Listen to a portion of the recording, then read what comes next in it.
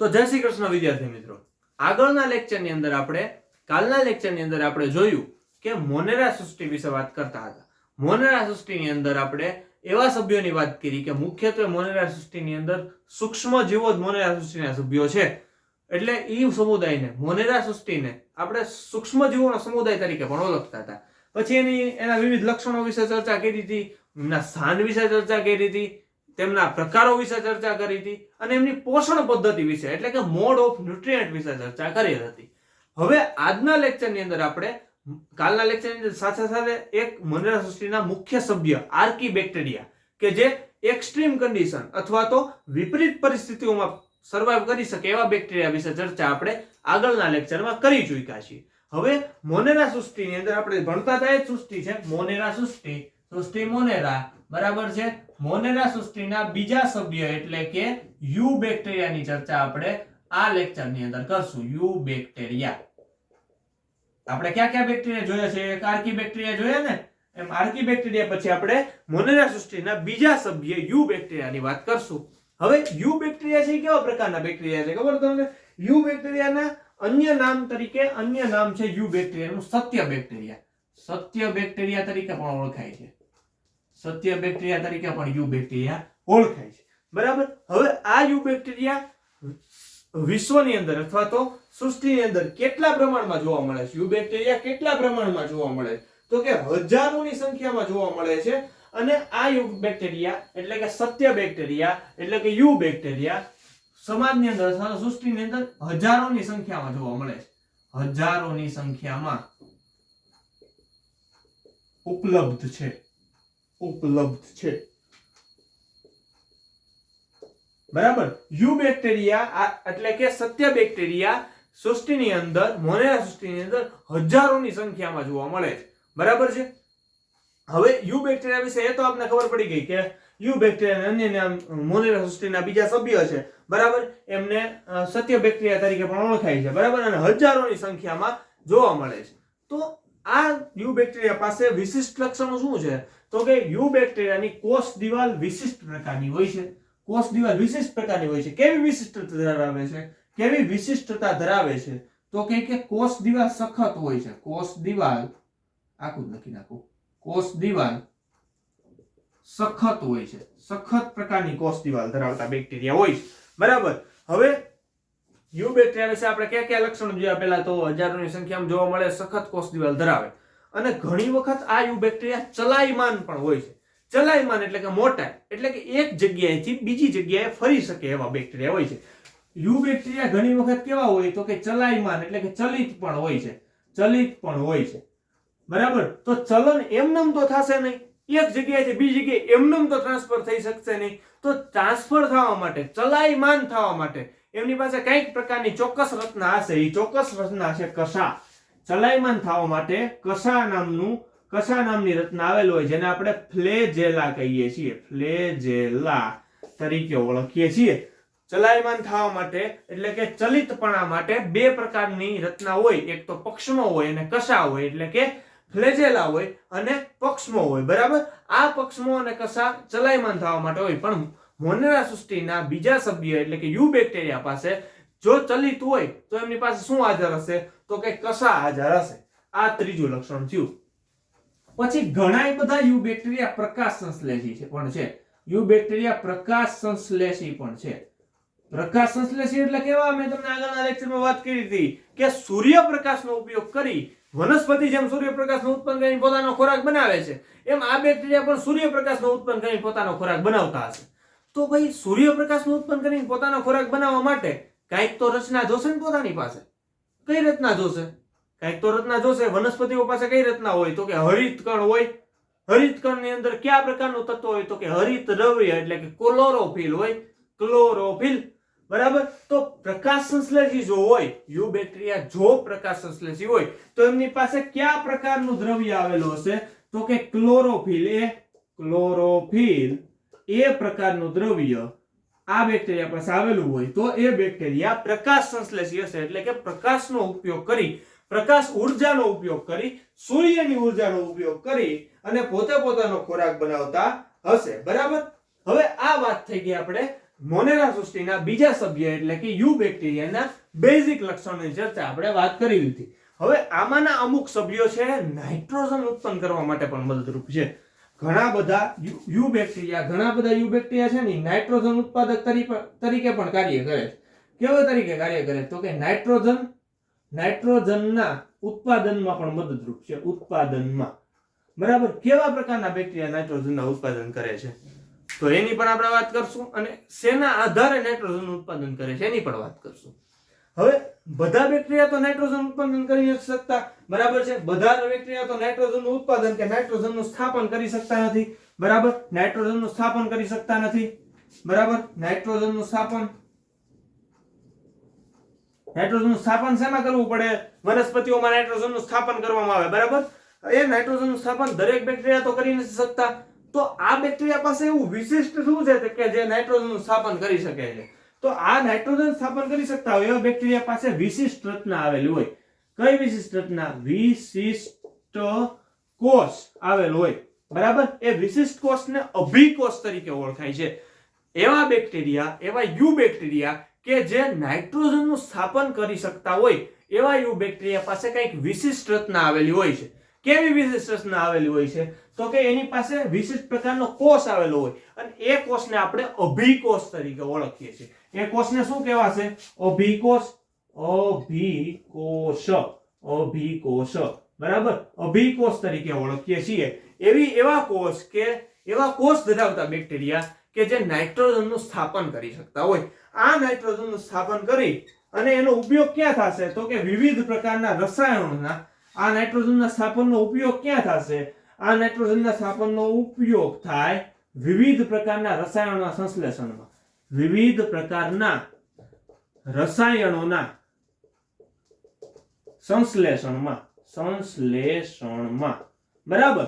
વિવિધ પ્રકારના રસાયણોના સંશ્લેષણમાં આ ઉત્પન્ન થયેલો અથવા તો સ્થાપિત થયેલો નાઇટ્રોજન છે એનો ઉપયોગ થાય છે, બરાબર. અને એ શેના દ્વારા ઉત્પન્ન થાય છે તો કે આવા બેક્ટેરિયા પાસે વિશિષ્ટ પ્રકારની રચના આવેલી હોય. કેવી વિશિષ્ટ રચના હોય તો કે વિશિષ્ટ પ્રકારનો અભિકોષ આવેલો હોય. અને આવા બેક્ટેરિયાના ઉદાહરણ ક્યાં ક્યાં છે? આવા બેક્ટેરિયાના ઉદાહરણ ક્યાં ક્યાં છે તો ઉદાહરણ જોઈએ. એક તો નોનસ્ટોક અને એનાબીના. આ બે બેક્ટેરિયા નાઇટ્રોજન સ્થાપન કરતા યુ બેક્ટેરિયા છે. નાઇટ્રોજન સ્થાપન કરતા મોનેરા સૃષ્ટિના યુ બેક્ટેરિયા અથવા સત્ય બેક્ટેરિયા એ છે નોનસ્ટોક અને એનાબીના. તો વાત આપણે કરી કે યુ બેક્ટેરિયા ને અન્ય સત્ય બેક્ટેરિયા તરીકે પણ ઓળખાય છે. પછી તો કે હજારોની સંખ્યામાં ઉપલબ્ધ હોય. પછી એની કોષ દિવાલ કેવી હોય છે? કંઈક વિશિષ્ટ પ્રકારની હોય છે. વિશિષ્ટ પ્રકારની એટલે કેવી તો કે સખત એવી છે, બરાબર. અને ઘણી વખત ચલિત હોય તો ચલિત શેના દ્વારા હોય તો કે કશાઓ દ્વારા ચલિત હશે, બરાબર. હવે પ્રકાશ સંશ્લેષણ કરે છે ઘણા પ્રકારના બેક્ટેરિયા. મોનેરા સૃષ્ટિના યુ બેક્ટેરિયા ઘણા એવા છે જે પ્રકાશ સંશ્લેષણ કરે. તો પ્રકાશ સંશ્લેષણ કરવા માટે કયું દ્રવ્ય જોઈએ તો કે હરિતદ્રવ્ય. હરિતદ્રવ્યના પ્રકાર હોય, હરિતદ્રવ્ય A, B, C, બરાબર. એમ ઈ જો બેક્ટેરિયા જો પ્રકાશ સંશ્લેષી હોય, બરાબર છે, એટલે કે ફોટોટ્રોફિક હોય તો ક્લોરોફિલ A નામનું દ્રવ્ય ધરાવતા હશે, બરાબર. અને નાઇટ્રોજન સ્થાપન કરતા બેક્ટેરિયા પણ અમુક જોવા મળે છે. યુ બેક્ટેરિયાની અંદર અમુક બેક્ટેરિયા નાઇટ્રોજનનું સ્થાપન કરતા એવા જોવા મળે. હવે નાઇટ્રોજનનું સ્થાપન જો કરતા હશે તો એની પાસે કંઈક વિશિષ્ટ રચના તો હોવી જ જોઈએ. કે બધા બેક્ટેરિયા તો નાઇટ્રોજનનું સ્થાપન કરતા નથી. અમુક બેક્ટેરિયા નાઇટ્રોજનનું સ્થાપન કરે છે. તો એની પાસે શું એવી વિશિષ્ટ રચના છે કે નાઇટ્રોજનનું સ્થાપન કરી શકે છે? તો એમની પાસે વિશિષ્ટ પ્રકારનો અભિકોષ આવેલો હોય છે કે જે નાઇટ્રોજનના સ્થાપનમાં મદદરૂપ છે. હવે આ નાઇટ્રોજનનો સ્થાપિત થયેલો નાઇટ્રોજન અથવા તો ઉત્પન્ન થયેલો નાઇટ્રોજન વિવિધ રસાયણોના સંશ્લેષણમાં વપરાય છે. અને ઈ ઉત્પાદન કરતા બે ઉદાહરણ આપણે જોયા. એક તો નોનસ્ટોક અને એનાબીના. બરાબર. નોનસ્ટોક અને એનાબીના. હવે આપણે જોઈએ યુ બેક્ટેરિયાની અંદર અન્ય લક્ષણોમાં. આપણે આગળ જોયું એમ કે ઘણા બધા બેક્ટેરિયા પ્રકાશ સંશ્લેષી પણ હશે, અને ઘણા બધા બેક્ટેરિયા એવા છે કે જે પરપોષી છે. આપણે આગળ વાત કરી એમ કે પરપોષી એટલે એવા બેક્ટેરિયા અથવા એવા સજીવો કે જે અન્ય ઉપર ડિપેન્ડન્ટ હોય, બરાબર. અન્ય સજીવો ઉપર ડિપેન્ડન્ટ હોય, અન્ય સજીવો ઉપર પ્રતિજીવન ગુજારતા હોય અથવા તો મૃતોપજીવન ગુજારતા હોય, બરાબર છે. એવા સજીવોને આપણે, એવા સૂક્ષ્મજીવોને આપણે પરપોષી બેક્ટેરિયા કહીશું. બરાબર. તો યુ બેક્ટેરિયાનું એક બીજું લક્ષણ છે પરપોષણ. અમુક બેક્ટેરિયા હોય છે એ કેવા હોય છે? પરપોષી પ્રકારના બેક્ટેરિયા પણ હોય છે. હવે જો પરપોષી પ્રકારના બેક્ટેરિયા હોય, બરાબર, પરપોષી એટલે એને વિષમપોષી પણ આપણે કહીએ છીએ, બરાબર. વિષમપોષી પ્રકારના બેક્ટેરિયા હશે તો એ શું કરતા હશે? માની લો કે વિષમપોષી પ્રકારના બેક્ટેરિયા છે મૃતોપજીવી છે, મૃતોપજીવી છે, બરાબર. તો એ મૃતોપજીવી શું કરશે? મૃત દ્રવ્યોનું શું કરશે? વિઘટન કરશે, બરાબર. મૃત દ્રવ્યોનું વિઘટન કરશે. તો મોટા ભાગે પરપોષી બેક્ટેરિયા કેવા હોય? વિઘટનકારકો હોય, બરાબર છે. મૃતોપજીવી બેક્ટેરિયા, પરપોષી બેક્ટેરિયા વિઘટનકારકો હોય છે, બરાબર. અને આ પરપોષી બેક્ટેરિયા વાતાવરણમાં કેવા પ્રમાણમાં જોવા મળે છે? તો કે વિપુલ પ્રમાણમાં જોવા મળે છે. વિપુલ પ્રમાણ એટલે એકદમ વધારે પ્રમાણમાં, વધારે સંખ્યામાં જોવા મળે છે. એટલે એને વિપુલ પ્રમાણમાં જોવા મળતા બેક્ટેરિયા એટલે કે પરપોષી બેક્ટેરિયા અને મોટા ભાગે વિઘટન કરતા બેક્ટેરિયા તરીકે ઓળખાય છે, બરાબર. હવે આ પ્રકારના બેક્ટેરિયાના, યુ બેક્ટેરિયાના કાર્ય ક્યાં ક્યાં હોય? યુ બેક્ટેરિયાના કાર્યો ક્યાં ક્યાં હોય, બરાબર. કાર્યો ક્યાં ક્યાં હોય એ આપણે જોઈએ. તો યુ બેક્ટેરિયાનું મુખ્ય કાર્ય છે વિઘટન, બરાબર. મુખ્ય કાર્ય છે વિઘટન. એક વસ્તુનું વિઘટન કરીને બીજી વસ્તુ બનાવવી, બરાબર. તો આ બેક્ટેરિયા કેવા કેવા કાર્ય કરશે? તો એક તો દૂધમાંથી દહીં બનાવવું, દૂધમાંથી દહીં, બરાબર. દૂધમાંથી દહીં બનાવતા બેક્ટેરિયા ક્યાં હોય? આપણે સૌને ખબર છે, લેક્ટોબેસિલસ. લેક્ટોબેસિલસ બેક્ટેરિયા છે દૂધમાંથી દહીં બનાવવા માટેના આઈએમપી અથવા તો ઇમ્પોર્ટન્ટ બેક્ટેરિયા છે લેક્ટોબેસિલસ બેક્ટેરિયા, કે જે દૂધમાંથી દહીં બનાવવા માટે મદદરૂપ હોય છે, બરાબર. આ કાર્ય છે એક પહેલું. બીજું કાર્ય છે એન્ટીબાયોટિક બનાવવી. એન્ટીબાયોટિક એટલે પ્રતિજૈવિક દ્રવ્યો બનાવવા, પ્રતિજૈવિક દ્રવ્યોનું નિર્માણ. પ્રતિજૈવિક દ્રવ્યો એટલે કે એન્ટીબાયોટિક, બરાબર. અને ત્રીજું આવા બેક્ટેરિયાનું કાર્ય છે નાઇટ્રોજનનું સ્થાપન. આપણે આગળ જોયું એમ કે નોનસ્ટોક ને એના વિના શું કરતા હતા? તો કે નાઇટ્રોજનનું સ્થાપન કરતા હતા. એમના પાસે વિશિષ્ટ અભિકોષ નામની રચના હતી. તો આમનું ત્રીજું કાર્ય છે નાઇટ્રોજન સ્થાપન. નાઇટ્રોજન સ્થાપન. પણ જો અહીંયા વાત આવી બીજી કે નાઇટ્રોજન સ્થાપન આપમેળે થશે નહીં. નાઇટ્રોજન સ્થાપન આપમેળે થશે નહીં. તો કઈ રીતે થશે નાઇટ્રોજન સ્થાપન? તો નાઇટ્રોજન સ્થાપન કરવા માટે ખાસ કરીને શિંબી કુળની વનસ્પતિઓની મૂળ ગંડિકાઓમાં, ગંડિકા એટલે ગાંઠ, મૂળની અંદર જે ગાંઠો રહેલી હોય ને એને મૂળ ગંડિકા કહેવાય. એ મૂળ ગંડિકાની અંદર ખાસ કરીને શિંબી કુળની વનસ્પતિની મૂળ ગંડિકાની અંદર રાઇઝોબિયમ નામના બેક્ટેરિયા રહેલા હોય છે. ક્યાં બેક્ટેરિયા? તો કે રાઇઝોબિયમ નામના બેક્ટેરિયા રહેલા હોય છે. અને આ રાઇઝોબિયમ બેક્ટેરિયા શું કરે છે? તો કે નાઇટ્રોજનનું સ્થાપન કરે છે. આ રાઇઝોબિયમ બેક્ટેરિયા નાઇટ્રોજનનું સ્થાપન કરે છે, બરાબર. તો યુ બેક્ટેરિયાના મુખ્ય કાર્યોમાં કયા કયા કાર્યો થયા? તો કે એક તો દૂધમાંથી દહીં બનાવવું, એટલે કે દૂધમાંથી દહીં બનાવતા બેક્ટેરિયા એટલે કે લેક્ટોબેસિલસ બેક્ટેરિયા. પછી પ્રતિજૈવિક દ્રવ્યોનું નિર્માણ એટલે કે એન્ટીબાયોટિકનું નિર્માણ. અને નાઇટ્રોજનનું સ્થાપન કરતા બેક્ટેરિયા રાઇઝોબિયમ બેક્ટેરિયા જે શિંબી કુળની વનસ્પતિની મૂળ ગંડિકાઓમાં રહેલા હોય એવા બેક્ટેરિયા રાઇઝોબિયમ બેક્ટેરિયા, બરાબર. તો હવે નવો પ્રશ્ન આવ્યો કે યુ બેક્ટેરિયા અથવા તો આ બેક્ટેરિયાના જે નુકસાન ક્યાં ક્યાં છે? યુ બેક્ટેરિયા દ્વારા થતા નુકસાન, સત્ય બેક્ટેરિયાના નુકસાન ક્યાં ક્યાં છે, બરાબર. તો મુખ્ય નુકસાન છે રોગકારક તરીકે, રોગકારકો પણ છે, બરાબર. નાઇટ્રોજનનું સ્થાપન કરે છે એના મેરિટ્સ છે, પણ રોગકારકો છે એના ડીમેરિટ્સ છે, બરાબર ને. તો ડીમેરિટ્સ ક્યાં છે? કે અમુક પ્રકારના રોગય કરે છે આ બેક્ટેરિયા. યુ બેક્ટેરિયાના અમુક જાતિઓ છે એ રોગકારક તરીકે છે. કેવા રોગ કરે છે? તો કે કોલેરા કરે, પછી ટાઇફોઇડ, પછી ધનુર અને લીંબુના ચાઠા. આ ત્રણેય રોગ ઉપરના તો આપણે સાંભળ્યા છે, પણ લીંબુના ચાઠા એટલે શું? તો કે લીંબુના, આપણી જે લીંબુ જે વનસ્પતિ છે એની ઉપર જે કાળા કલરના ચાઠા થઈ જાય એ વનસ્પતિમાં થતો રોગ છે લીંબુના ચાઠા.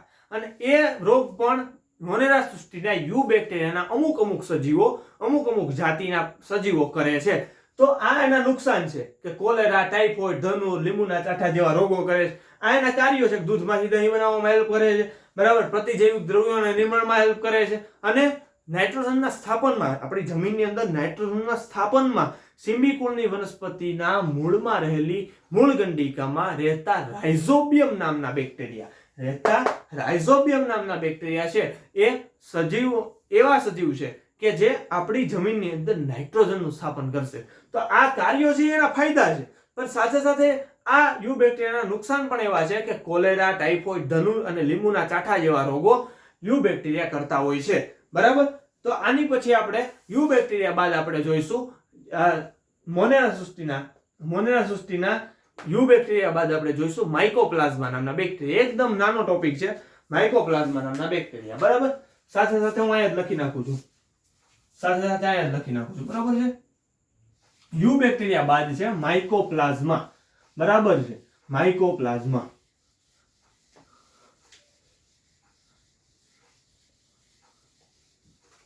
મોનેરા સૃષ્ટિના 3 સભ્યો વિશે આપણે ચર્ચા કરતા હતા. મોનેરા સૃષ્ટિના 3 સભ્યોમાં ત્રીજા સભ્ય છે માઇકોપ્લાઝ્મા.